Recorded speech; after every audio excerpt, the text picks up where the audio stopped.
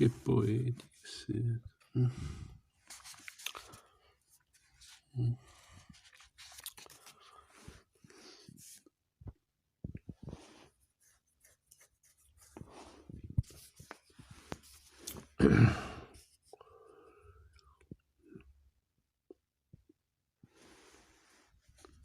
Perché non abbiamo fatto il processo a Stalin? Glielo spiego subito.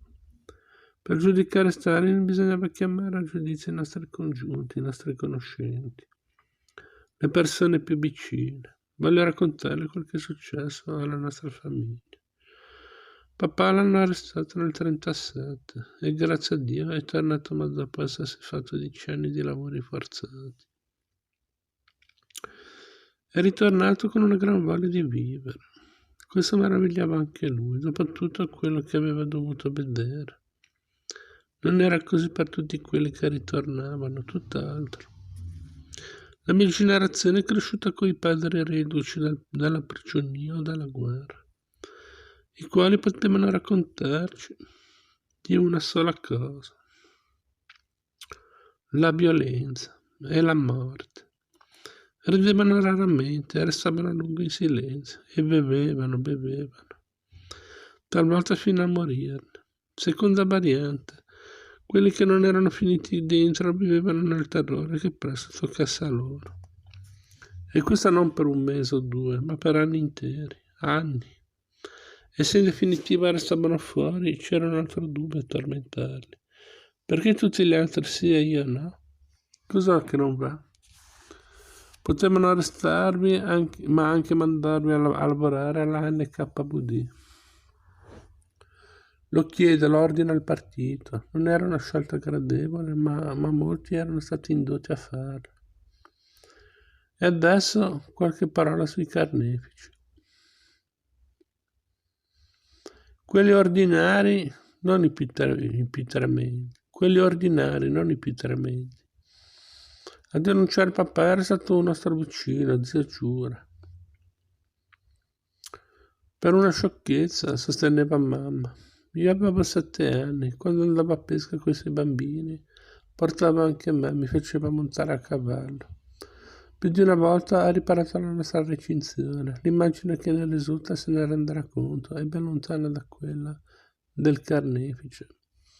Una persona ordinaria, persino buona, normale. Qualche mese dopo l'arresto di papà avevano messo dentro anche suo fratello. Ai tempi di Yersin ho potuto prendere visione del suo fascicolo giudiziario e tra le altre c'era una delazione di zia Olia. E tra le altre cose, questa gente non sa l'italiano. C'era anche una delazione di zia Olia.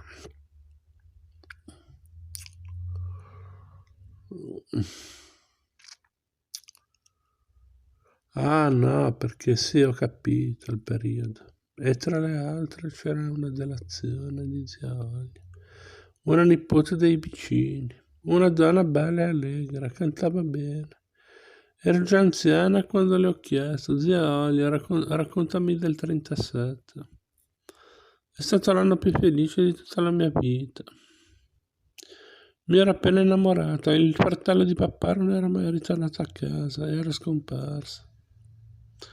Non era più ritornato a casa, era scomparso. In prigione, in lager, non si è mai saputo. Ho fatto fatica, ma sono tuttavia riuscito a porre la domanda che mi bruciava. Zia Olia, perché l'hai fatto? Ti risulta che ci sia stata la sola persona per bene al tempo di Stalin? E poi c'era zio Pavel che è servito in Siberia nelle truppe dell'NKVD. Deve capire che il male chimicamente puro non esiste. Non si tratta solo di Stalin e Beria, ma anche di zia Giura e della bella zia Olia.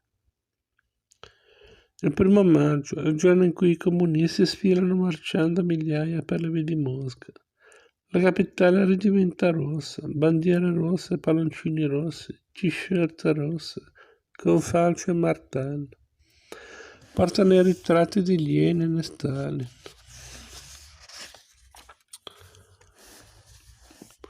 Quelli di Stalin sono più numerosi, innalzano cartelli, ce ne freghiamo del vostro capitalismo, bandiera rossa sul Cremlino. La mosca di tutti i giorni rimane sul marciapiede e quella rossa avanza ondate sulla carreggiata. Nascono in continuazione scambi di battute e alterchi che arrivano allo scontro fisico. La polizia non è in grado di tenere separate questa e quella mosca e io non arrivo ad annotare tutto quello che sento. Seppellitelo il vostro Lenin senza troppi onori. La chiede all'America, a quanto l'avete venduto al paese? Siete proprio dei fessi, compagni. Yeltsin e la sua banda ci hanno rubato tutto. Bevete, arricchitevi, ma prima o poi la pacchia finirà. Hanno paura di dire al popolo come stanno le cose, che qui stiamo edificando il capitalismo. La gente è pronta a impugnare le armi. Persino mia mamma casalinga. Con le baionette se ne possono fare di cose, ma starci seduti sopra non è molto comodo. Forse per me questi maledetti borghesi li schiaccerei coi carri armati. Il comunismo l'ha inventato l'ebreo Marx. C'è un solo uomo che potrebbe salvarci, il compagno Stalin. Se tornasse con noi per un paio di giorni. Il tempo di fucilarli tutti e poi potrebbe tornarsene a riposare. Gloria a te, Signore, santo con tutti i tuoi santi. Stalinisti bastardi, avete ancora le mani bagnate di sangue. Perché avete ammazzato la famiglia reale? Non avete avuto pietà neanche dei bambini. Non puoi far grande la Russia senza il grande Stalin. Hanno intossicato il cervello della gente. Sono un uomo semplice, alla gente semplice Stalin non ha torto un cappello. Nella mia famiglia nessuno ha sofferto, eravamo tutti operai, malevano le teste dei capi, ma le persone semplici vivevano tranquille. KGBisti e rossi, presto ci verrete a raccontare che non ci sono mai stati i campi, a parte quegli estivi dei pionieri, dei Boy Scout. Mio nonno faceva il portinaio, il mio l'agrimensore, il mio il macchinista. Quando il corteo è sfociato nel piazzale antistante alla stazione di Bielorussia, è iniziato il comizio punteggiato da applausi e acclamazioni. Urrà, urrà, gloria! Alla fine l'intera piazza si è messa a cantare sulle note della Varsaviana. La Marsigliese russa, un testo aggiornato. I ceppi liberali spezzeremo e il regime criminale abbatteremo. Poi rivolte le bandiere. I dimostranti si sono in parte affrettati verso la metropolitana, mentre altri si mettevano in coda ai chioschi, dove vendevano tortelli e birra. È cominciata la festa popolare, la gente ballava e si divertiva. Una donna anziana in testa un fazzoletto rosso volteggiava e scalpicciava attorno a una fisarmonicista. Felici danziamo e il canto sciogliamo. Il nostro paese, soltanto vogliamo, allegri cantiamo, con voci squillanti a stagni contenti il canto mandiamo. Mentre scendevo nel metro mi ha raggiunto un ebbro stornello, tutto il male alla malora, tutto il bene in tasca a me. Di come noi si debba scegliere, la grande storia o una vita banale. Attorno al chiosco della birra c'è sempre una certa animazione, animosità. Puoi incontrarci gente di ogni genere, professori, operai, studenti, persone senza fissa dimora.